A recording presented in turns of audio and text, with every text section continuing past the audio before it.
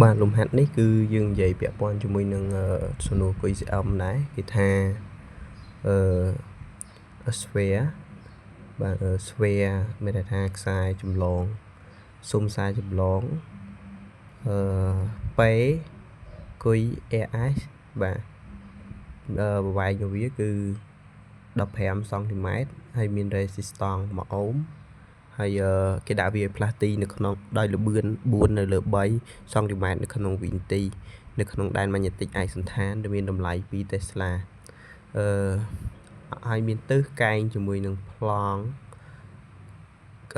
ស៊ុំខ្សែចម្លងដូចបង្ហាញក្នុងរូបហ្នឹង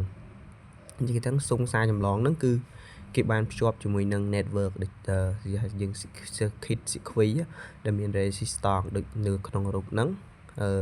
ដោយបង្ហាញក្នុងរូបហ្នឹងហើយគេសួរតើចរន្តដែលរត់កាត់ស៊ុំហ្នឹងមានតម្លៃប្រមាណចំនួន A 1 មីលីអាំពែ2 4 3ចំនួន C 3អានេះ4មីលីអាំពែបាទអញ្ចឹងនេះរូបរបស់យើងបាទខ្សែចម្លងគុយប៉េ AS បាទអញ្ចឹងល្បឿនវាផ្លាស់ទីអញ្ចឹងទិស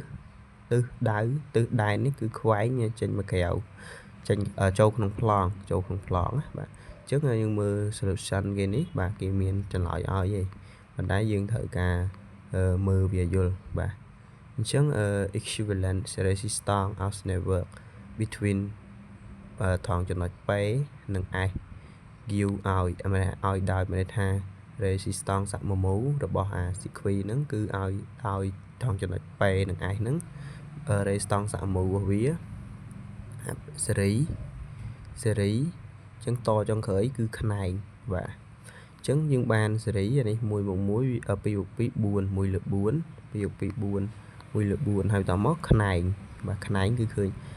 ប៉ុណ្ណឹងហើយបន្តមកវាតជាសេរីជាមួយ resistance របស់ស៊ុំហ្នឹង1 អូមទៀតអញ្ចឹងបាន2 អូមអញ្ចឹងតម្លៃ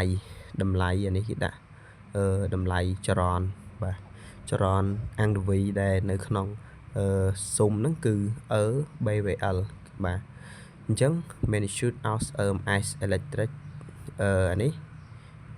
មកពាក្យកម្លាំងអគ្គិសនីចលករ EMS ហ្នឹងណាelectric field motive force បាទ in frame បាទអញ្ចឹងយើងជំនួសចូលទៅគឺបាន 4.4 កន្លប់សេគុនដក3 វ៉ុល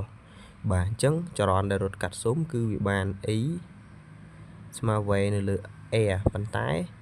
អារបាហ្នឹងឬក៏ស៊ុំហ្នឹងវាខ្លាចទៅជាបាទប្រភពវិញអញ្ចឹងយើងដាក់ចេះវិញបាទអញ្ចឹងយើងបានតម្លៃជាងចែកមកវាបាន2 គុណ10សេគុនដក3អំពែឬក៏2មីលីអាំពែអញ្ចឹងចម្លើយរបស់យើងគឺ B បាទចម្លើយយើងគឺ B នេះឬក៏ជាដាក់2មីលីអាំពែហ្នឹងបាទអញ្ចឹងការដោះស្រាយលំហាត់ហ្នឹងគឺបាទมันពិបាកអីពេកទេជាលំហាត់ទី12ប៉ុន្តែយើងត្រូវដឹងពាក់ព័ន្ធជាមួយនឹងបាតុភូតរបស់វាហើយនឹងយកការគណនាគណិតវិទ្យាតិចតួចការគណនាស្វ័យគុណអញ្ចឹងអានេះគឺត្រូវចាំ resistance តជាសេរីមិនអញ្ចឹងតជាសេរីគឺ R សកម្មវាយកវាបូកចូលគ្នាបាទបូកចុចរហូតទៅដល់ AN គឺតាមតម្រូវការទៅពេលតជាខ្នែង1នៅលើ R គុយ equivalent ស្មើ1នៅលើ R 1បូក1នៅលើ R បូក1លើ R 2បូកចុចបូករហូតទៅដល់1នៅលើ R 1លើ AN បាទ